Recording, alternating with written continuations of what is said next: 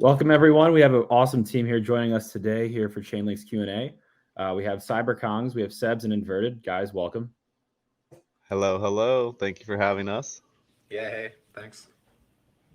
Guys, you guys have been all over the headlines, I feel like. So it's really great to have you joining us today. So for people who are in the audience, some may know about you, some may not know about you. Do you mind expanding a little bit on who you guys are and what inspired the project? Yeah, so at the core of what we are is a 2D, 3D social avatar brand that focuses on lifestyle, tech, and innovation. So between starting out almost 13 months ago now, back in March of last year, it started as a COVID relief project by Mio, the original artist. I dropped 1,000 monkeys on an OpenSea storefront contract, and a month later we had our own migration. A couple months later, we had our VX drop. But overall, we're pretty much, stewards in the space, trying to be builders, innovators, and keep pushing things forward while, embracing a family-like lifestyle brand.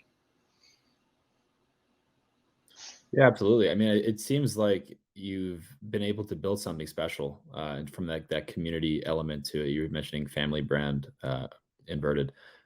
Curious from your perspective, how have you guys managed to foster such a sense of community in the NFT space and even just Web3 more broadly?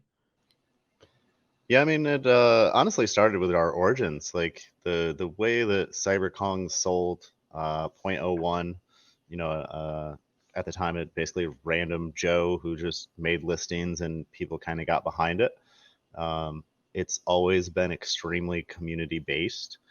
Even like the team that works on it is all OGs from the original minting days who said, hey, like, there's more here. We should do something. And even like our original holders were, a lot of like OG punks, OG crypto kitties people like myself, just OG in the space in general, that kind of came together and said, hey, this is something, before that was a thing to do even. I mean, like there wasn't even a standard for how many in a collection there should be, like this whole idea that 10,000 or whatever, that was months after that we launched that it even became a thing. Yeah, just to iterate on that, I think well, a lot's changed in the last year, definitely.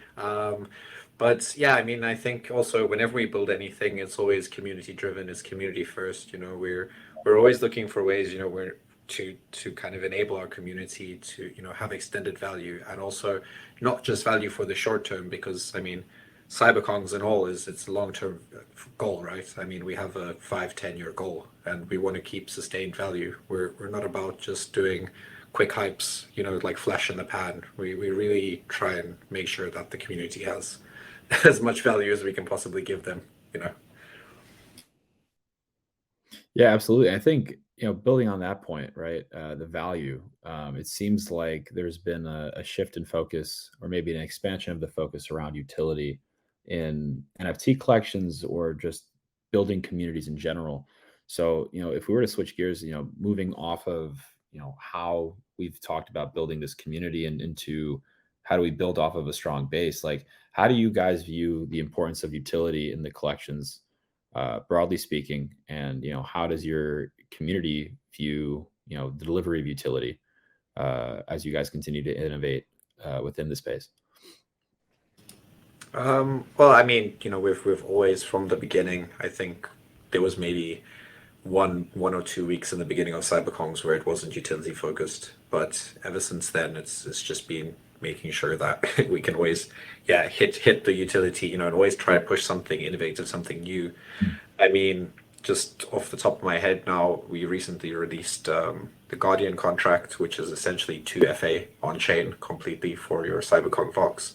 We released Play and Collect now, it's using Chainlink VRF, also completely on chain. And these are just some of the smaller innovations that we've been pushing. I mean, obviously there's Banana Token, and we've got so many things that we've got in the works. So yeah, I mean, yeah.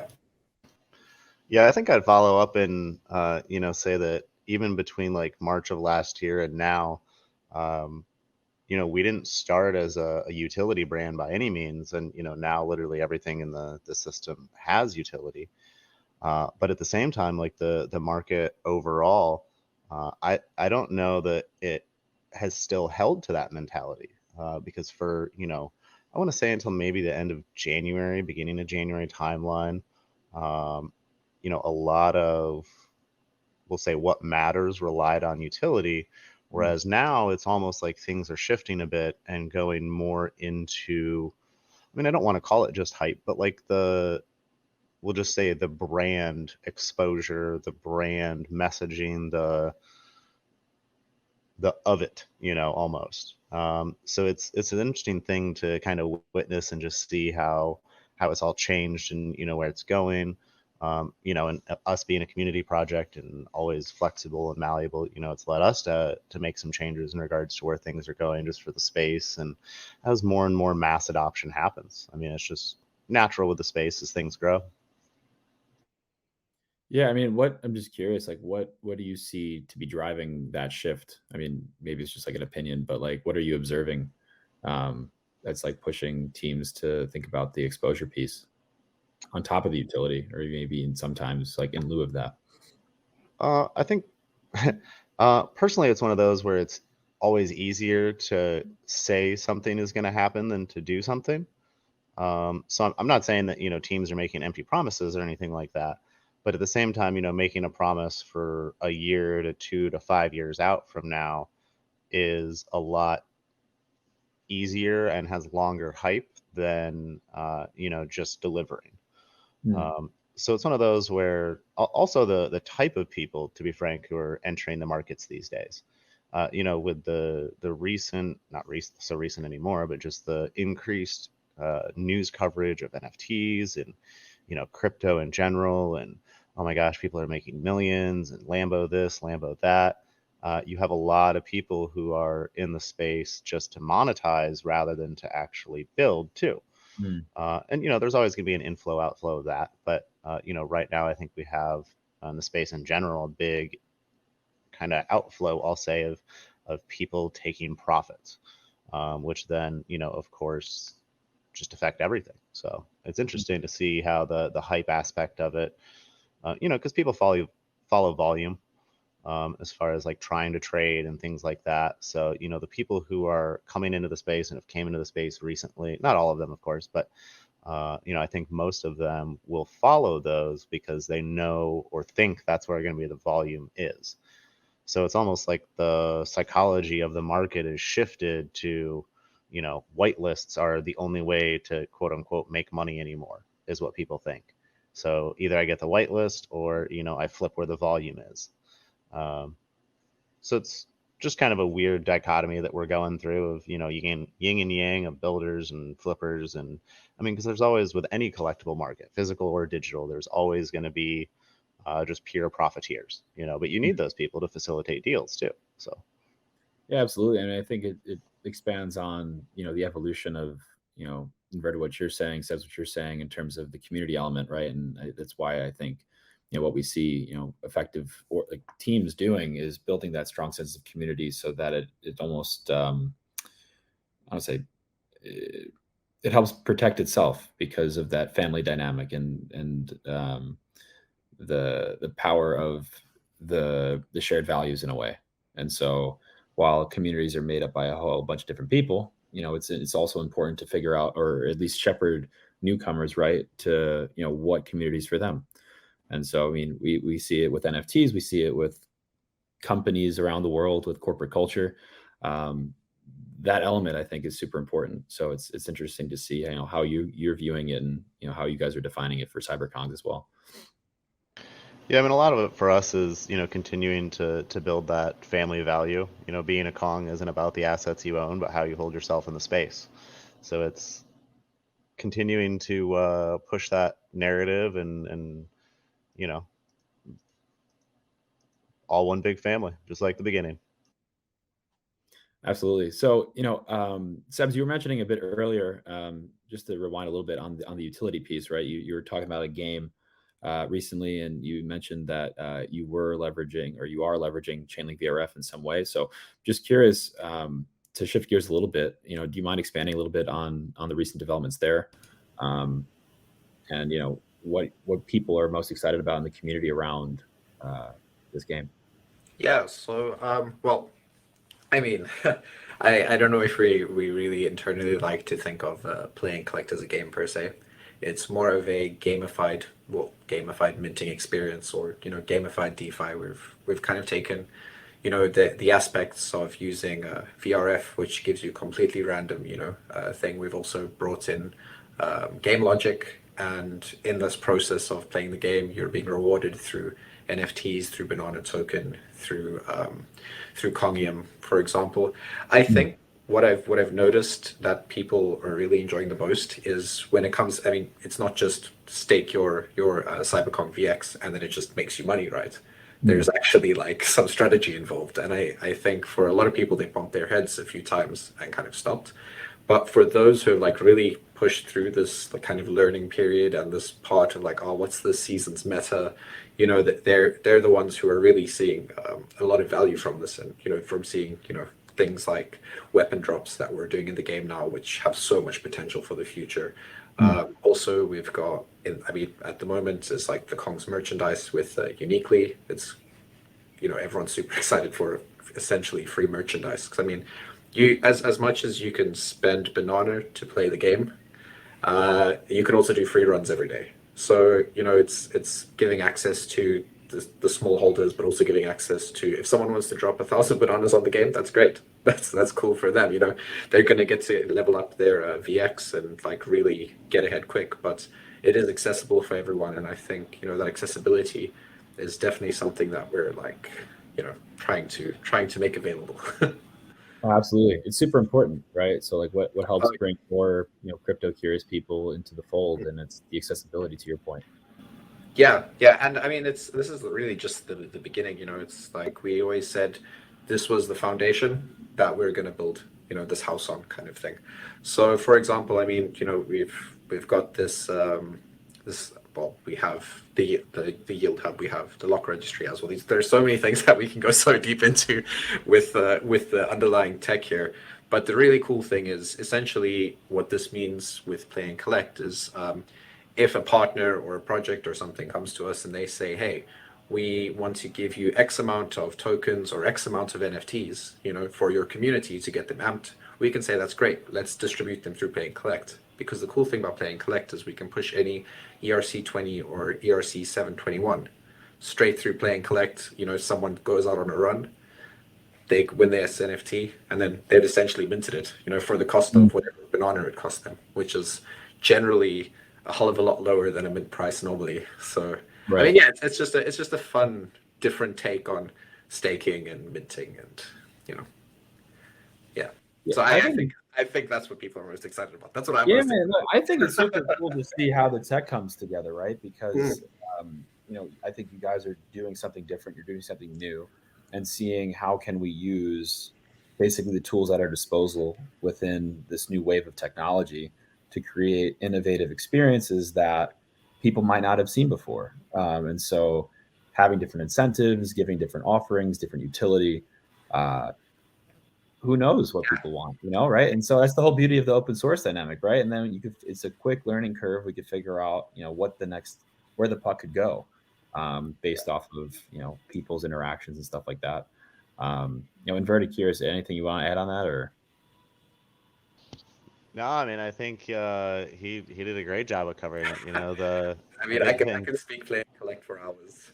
Yeah. So I mean, it's the idea that like in the future of NFTs and just like the minting experience in general, it shouldn't be stuck to gas wars and white lists and things like that. It should be a situation where, and correct me if I'm wrong here, Sebs, but eventually we can open the P and K system up to the public where you don't even have to be a holder. You just basically operate under different conditions doing adventure runs or a different adventure module or, something like that. So it's one of those where, we're still early with it. We're still, working out some kinks, making sure everything goes well. Honestly, things have been I'm not a dev head, so don't quote me on this end, but things have gone swimmingly well. Like, we've had no real major issues. Like, obviously, Chainlink has been awesome as far as keeping up on the requests there. I know we've been pushing through quite a few, but so I know that's all good on our end, and I know that our people are happy to see where the future of it is. Yeah, do you mind if we expand a little bit, Inverter? You mentioned Chainlink again, just to help the users understand, or the viewers understand a little bit more around like where VRF actually comes into the picture in this whole gamified experience. Maybe Of, Sebs you as well, whoever. of course, yeah, Sebs. That's I'll let you have that one. This is Yeah, your. thanks. So pretty much what happens is the whole idea of the game is that we're gonna just call it a game. It's what it is. So the whole idea is that you send a crew of 1 to 5 CyberKongz VX out on these runs, right? While they're doing these runs, pretty much what's happening is we're querying the VRF for Chainlink. We're waiting for the oracle to come back with an answer for us, and then once we get that answer, that determines how much what rewards you win for the game. It determines the amount of loot you have, and it determines which kind of there's also the logic with how many voxes you hold, but that still plays a part in which events you hit as well, which obviously all determine things, and then we're not just using it in the adventure runs, but we use it as well in the process when baby Kongs, which yield charms for boosting adventures, when they claim these charms, you have a 1 in 3 choice of getting, you have like low, medium, like legendary kind of charms. So Chainlink is playing a part here. The same goes for even something as small as the NFT voucher for the merchandise, right? You have a 1 in 2 chance of getting something, So we've really, I think, utilized Chainlink, exceptionally well from my standpoint, and I think we've really integrated it extremely nicely, and it's really cool to actually be able to start to use Web3 technologies, because I've always been super excited about Chainlink, and it's really cool to actually be working with the tech now. Yeah, man, absolutely. I think it's something I feel like I take for granted in my day to day, is just like the inherent randomness in whatever we do, like just driving to get gas or petrol, whatever, the cars you pass, all of this stuff. It's important to have, you know, the whimsical nature of those outcomes, right? And I think it's interesting to see, from what you're sharing, how it comes to life in the experiences that you guys are building. So appreciate you guys sharing. So, to build off of that a little bit, where do you see things going from here? Maybe no need for an alpha leak on CyberKongz, but more so generally speaking, for the NFT space at large, where do you see things potentially heading when it comes to community building or even utility, broadly speaking? All right, I'll take this one as well. Um, I mean, look, I'm so wrapped up in CyberKongz at the moment. This is just my main focus. So I very I mean, I do obviously look outside, see what's happening around, but this is really the majority of my focus. But in an ideal world, right? What I would personally love to see. Let me change the question a bit. Yeah, What I would love to see is more community driven initiatives, and more projects that really begin to kind of embrace the Web3 culture, the decentralization, by and obviously I'm going to speak about Kongs now, but for example with Kongs Tank, right? It's with things like doing a bounty on how extending play and collect. We have great community initiatives that are happening behind the scenes as well, and it's not just in Kongs, it's in so many other small communities where I see this happening. So I really hope that the whole space kind of starts adapting this mindset, right? Because I mean, as much as it's up to the devs to give utility, and it's up to so many other aspects of it to enable utility. There's also, I believe, a community utility aspect behind NFTs that I think a lot of people actually take for granted, right? Because everyone's just so infatuated with technology, next best thing, this bigger, better, whatever. But like, I think community utility is definitely something that I hope that's where this space goes, because if it doesn't, then and we don't go decentralized, then we're pretty much back in that corporate mindset, and that's kind of I thought we were trying to steer away from that, so that's personally my take on it. I don't know if Inverter has anything else to add there. No, that's a great way to label it, community utility, right? And thankfully that is kind of what started and formed Kongs. I'll say we've done things uh, not even intentionally, a little backwards than most projects launching today, aiming to be a brand, a lifestyle, a vibe, any of it. Ours has been formed and upheld by the community itself. And to be frank, like any NFT, any collectible, anything with value is nothing without the people who believe that it has value. And a lot of that, regardless, I mean, people pick where they want to live because of the people who live in that area.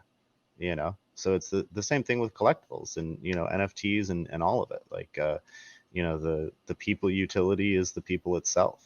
So I definitely think that, moving forward, maintaining that, we focus our brand on the people rather than the what, we focus on the why. Like, we're not out here trying to make AAA games and, we're not out here, like things of that nature, just trying to produce. We're trying to integrate. Which I think is a little bit of a different take than a lot of projects too. Not that others don't do partnerships and things of that nature, but I think we just have a little bit different focus. And like seeing the VX in Grand Theft Auto recently has just been a huge push as far as community. Like, oh well, okay, maybe I should go download Grand Theft Auto and just do these bike races. You're literally hitting like 5 buttons, going forward, left or right, and gas or brake. And people are now wanting to, download this game, like join in the streams, and that's the community utility. Right. And obviously all of those people could have just downloaded GTA and played that normally, right? But the main drive behind that was the commonality behind the ownership of their asset and wanting to utilize that and enjoy it. So I think the future is pretty bright in regards to not only the NFT space but Kongs as a whole. Yeah, man, absolutely. I mean, I think that you touch on some interesting points. I think the emphasis on the community, the people, is something that is really strong in what you've been sharing today, and the whole industry at large is providing that platform for people to find their nook or cranny of Web3 and really lean into exactly who they want to be or what they want to do.